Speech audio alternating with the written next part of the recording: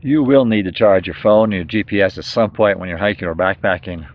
So what kind of recharge system do you use? Which one's the best? Let's get into it.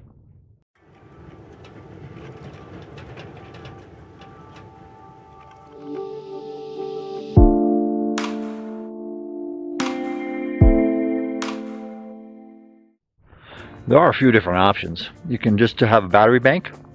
You can have a battery bank with a solar panel on it. You can also have just a solar panel. So let's look at each one of those. Now there are 4 things you should consider when looking for a recharge device. The first one is, what is the power output? And that's measured in watts.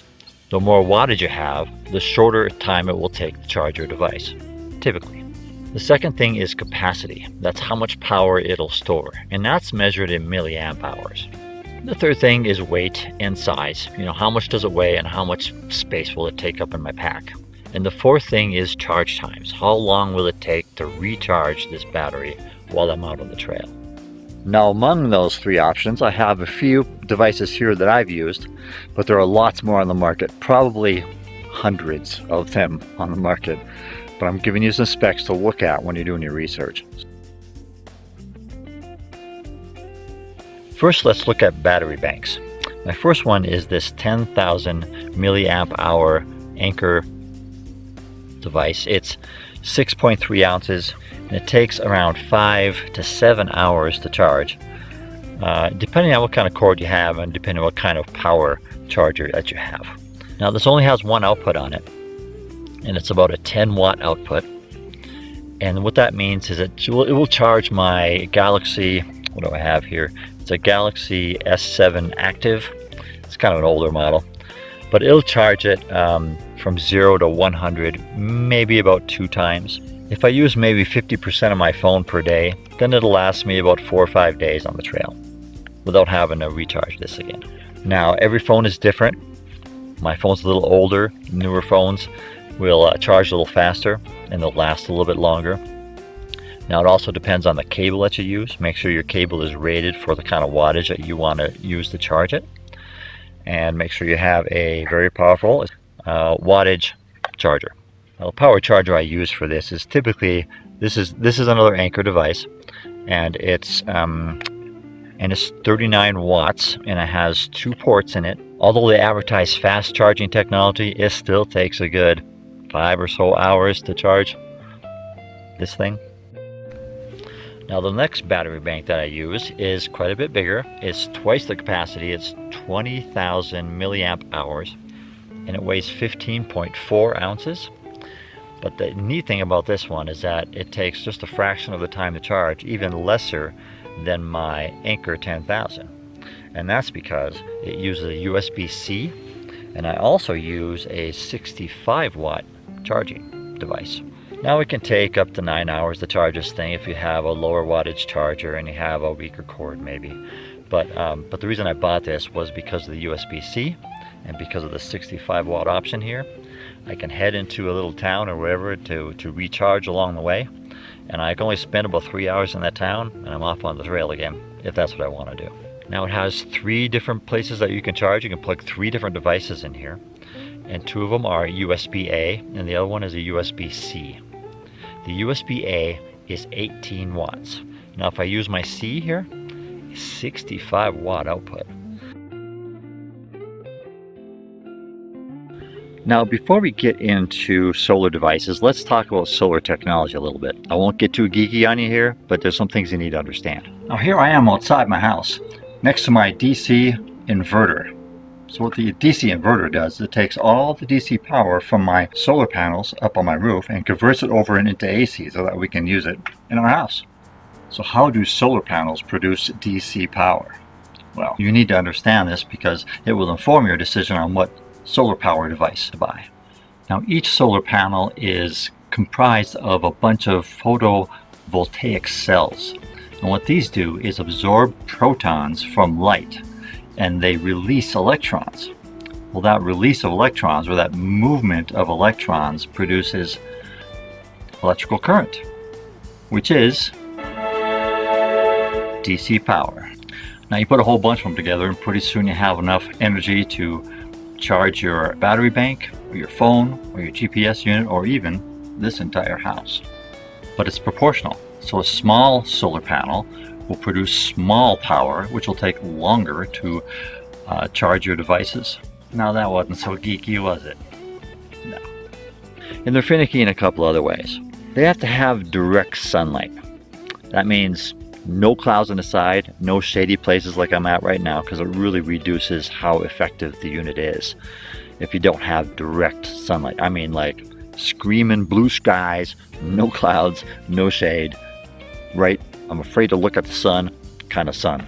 And it also depends on what angle you have towards the sun. So it should be perpendicular to the sun.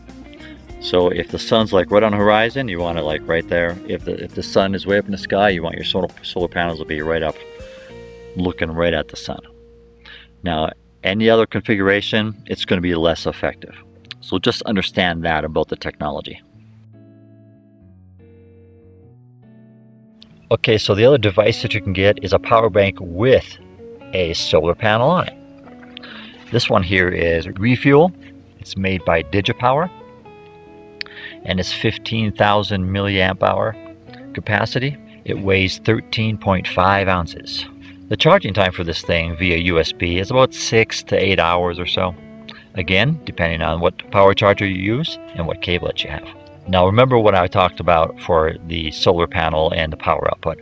This is a very small panel right here, so it's not going to put out a lot of power. In fact, if you use the sun to charge this thing, it's going to take you 3 or 4 days of full sunlight to get this thing fully charged. The power output from this solar panel is only 1.1 watts. So if it takes you 1 hour to charge your phone, like say on one of these, it'll take you 10 hours to charge your phone on one of these using just the solar power. Now it has 2 outputs. They're both USB-A outputs, and it's about 10.5 watts. So it's very similar to the output power on this. So it'll take you about as much time to charge your phone on this as it does for this if you're just using the battery bank. So let's talk about just solar panels. Now solar panels don't store power. They're just panels that output power if they're in the sun. They're quite a bit larger.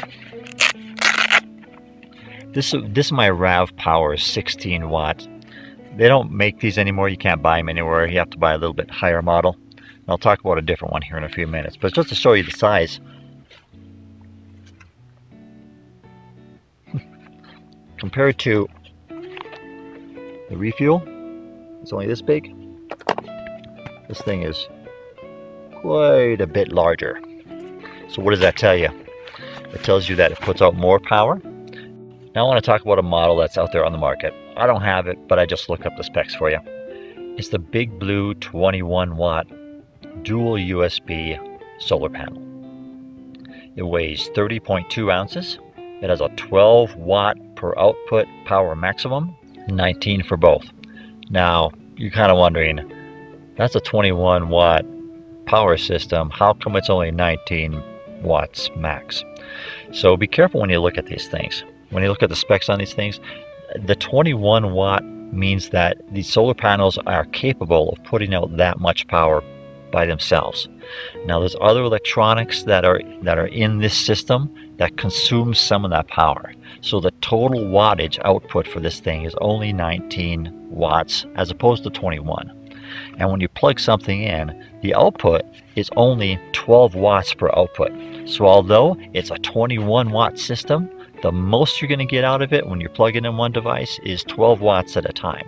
If you plug 2 in there, you can output 19 at a time, but that's shared between those 2 outputs. Also understand that these devices are kind of specific when they're talking about the devices that they will charge. Like for instance, my RAV Power 16 watt, it won't charge my Galaxy, but it'll charge other phones. And there's other solar panels out there that will charge my Galaxy. So take a look at that and be very careful about when you select one that it's going to charge your devices. Or you can use your solar panel to charge one of your other batteries, and then use these battery banks to charge your devices. Okay, so what do I use out there? Well, if I'm in the desert or if I'm above tree line where I'm going to have a lot of sun all the time, and the weather looks great, I might take my solar panel. Any other time, I'm gonna take my battery bank, just because I don't want to take any chances. And do you really trust the weatherman, to tell you the truth? Really? Well, that's all I have for you today, folks. I hope it was helpful. And if you haven't subscribed, please go ahead and do that. Like, share with your friends. But mostly, I'm interested in your comments.